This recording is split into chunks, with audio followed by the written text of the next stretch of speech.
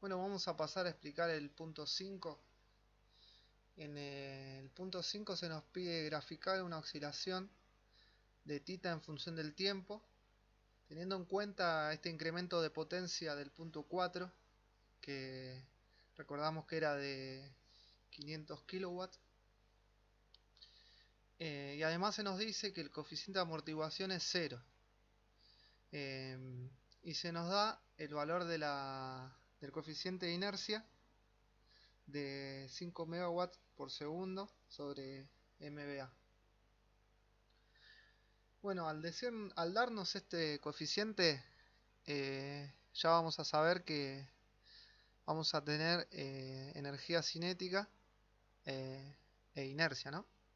Calculamos la energía cinética, obtenemos este valor, calculamos la velocidad angular con con la velocidad nominal de la máquina. Calculamos el momento de inercia de la máquina. Bueno, frente a un incremento de potencia, estando en el punto de equilibrio A, la máquina va a intentar ir hacia nuestro nuevo punto B frente a un incremento. Pero como nuestro sistema tiene inercia y también tiene energía cinética, se va a desplazar, o sea, va a sobrepasar ese punto B. Y como además se nos dice que el coeficiente de amortiguación es 0, va a empezar a oscilar entre dos puntos, como vamos a ver acá. De nuestro punto de equilibrio, buscando nuestro nuevo punto de equilibrio, se va a sobrepasar por la misma inercia que tiene la máquina. Y como no hay amortiguamiento, se va a producir una oscilación entre estos dos puntos, que como el valor de amortiguación es 0, esto se va a amortiguar en el infinito. Bueno, ¿cómo vamos a calcular estos θ para poder graficar? Lo que vamos a hacer es tomar un punto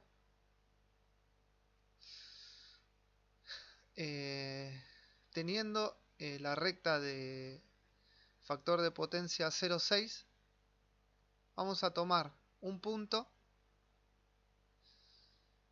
en este caso va a ser el valor de 0,6 para la corriente de armadura, y de este punto con corriente de excitación constante variamos el delta de potencia.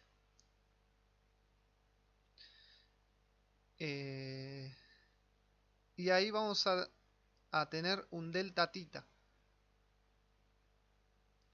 Podemos calcular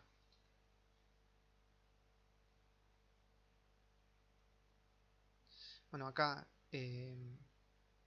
yo explico esto que dice acá.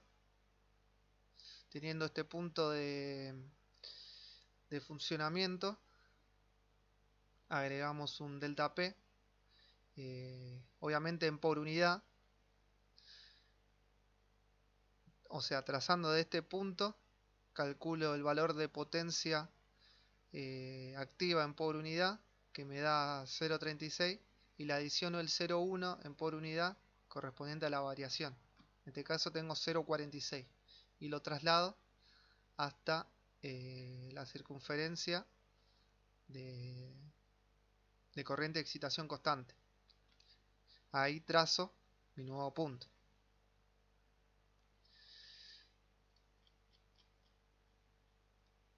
Bueno, lo que hago acá,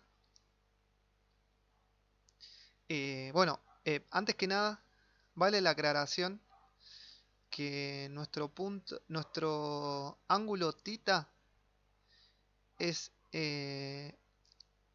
la variación de ángulo, el desfasaje que tenemos entre la tensión en bornes U y la FEM. En este caso lo llamé ER. Ese va a ser el valor de nuestro delta θ. Entonces, lo primero que hago es calcular el valor de corriente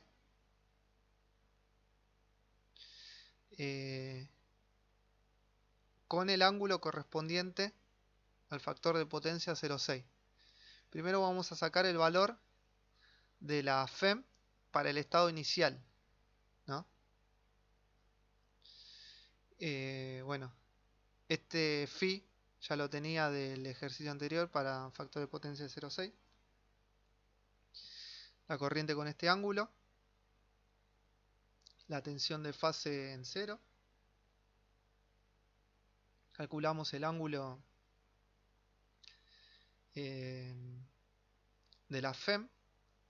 Como había dicho antes, el θ es la diferencia entre el ángulo de la FEM y la tensión. Bueno, vamos a sacar la potencia electromagnética para el punto inicial, en el cual aplicamos esta fórmula. Tenemos el número de fases, tenemos la tensión de fase, la FEM y la reactancia sincrónica, multiplicado por el seno de θ, que calculado acá, nos da la potencia electromagnética. Y acá vamos a sacar el momento electromagnético.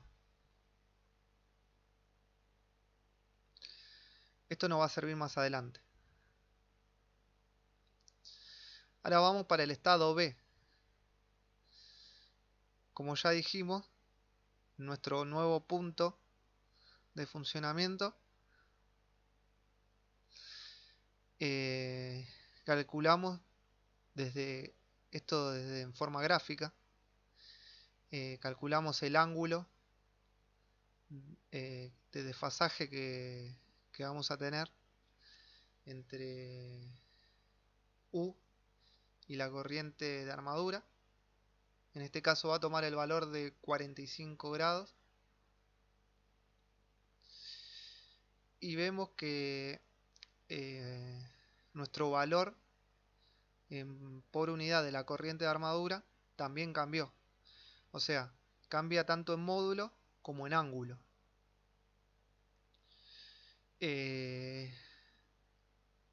Como hicimos antes con la corriente de excitación.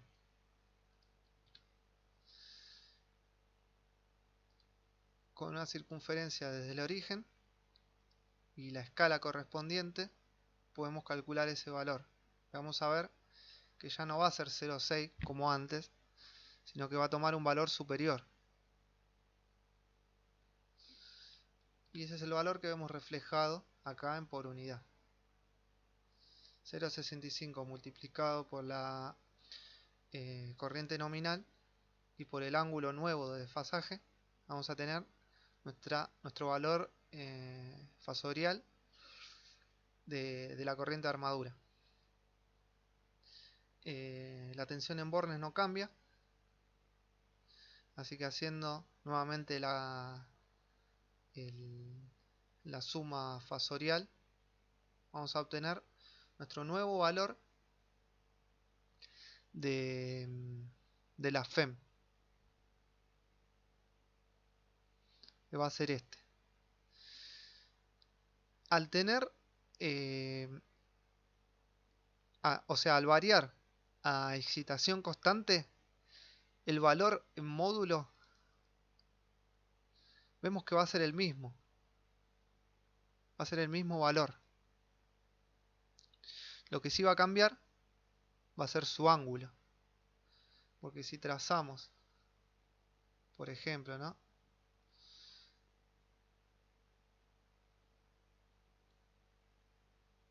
Esto representa el valor inicial y acá va a representar el valor final. Vemos que si bien el módulo es el mismo, el ángulo cambia. Este va a ser nuestro nuevo θ, nuestro θ para el estado B. En nuestra oxidación va a ser el valor intermedio, B.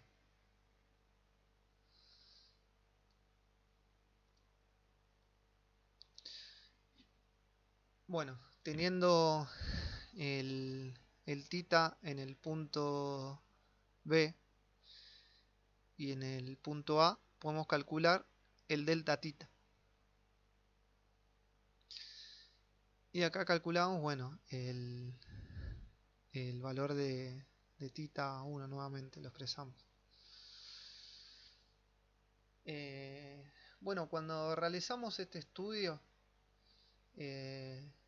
los pares que intervienen en la oscilación están representados por esta fórmula.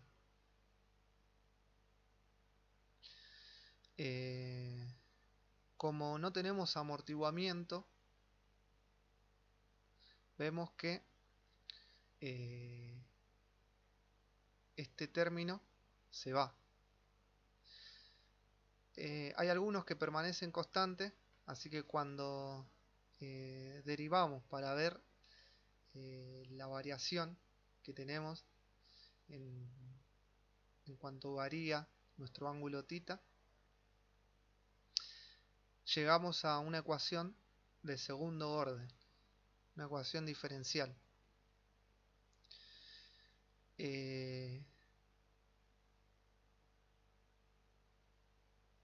Básicamente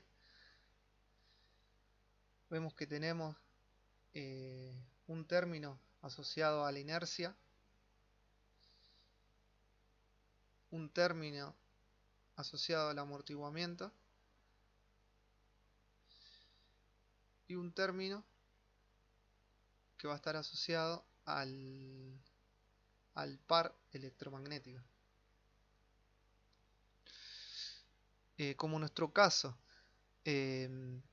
no tenemos amortiguamiento, el segundo término, nuestro término lineal, se puede despreciar. Esta va a ser la respuesta a la ecuación diferencial, que como en nuestro caso no tenemos amortiguamiento, esta oscilación va a representar una oscilación libre.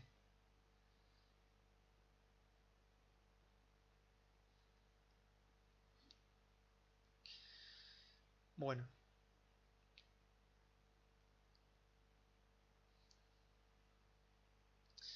como ya sabemos que tenemos energía cinética asociada al sistema, para que nuestro sistema encuentre el equilibrio, vamos a verlo quizás mejor en este diagrama. Este es el diagrama del punto 6, pero bueno, vamos a adelantarnos un poco. Vemos que la variación de energía cinética desde el punto A al punto B tiene que ser igual a la energía cinética del punto B a C. Bueno, obviamente la energía cinética representa este área.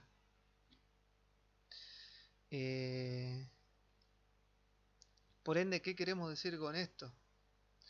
Que nuestro incremento desde el punto A a B va a ser igual al incremento del punto B a C. Y eso es lo que vemos reflejado acá para poder hallar el θ en nuestro punto C. Entonces, desde nuestro punto A, volvemos a nuestro gráfico. Desde nuestro punto A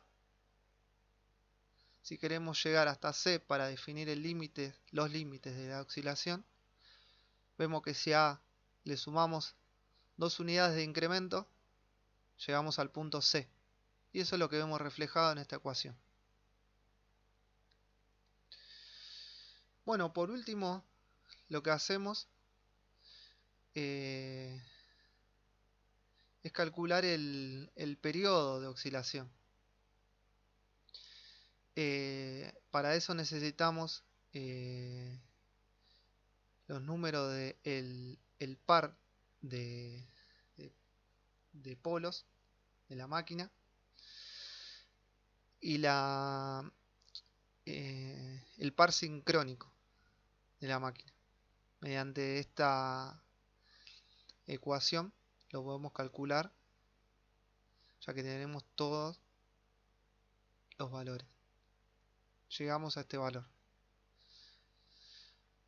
Este es el periodo de la oscilación libre.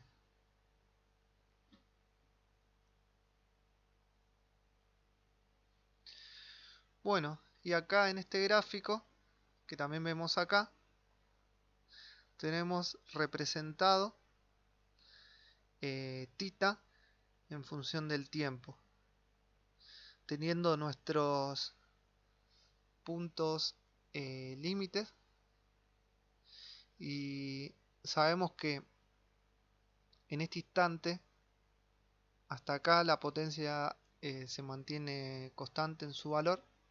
Acá en este instante se va a producir la variación y la oscilación va a variar entre estos dos puntos, como se ve acá. Bueno, hasta acá la explicación del punto 5.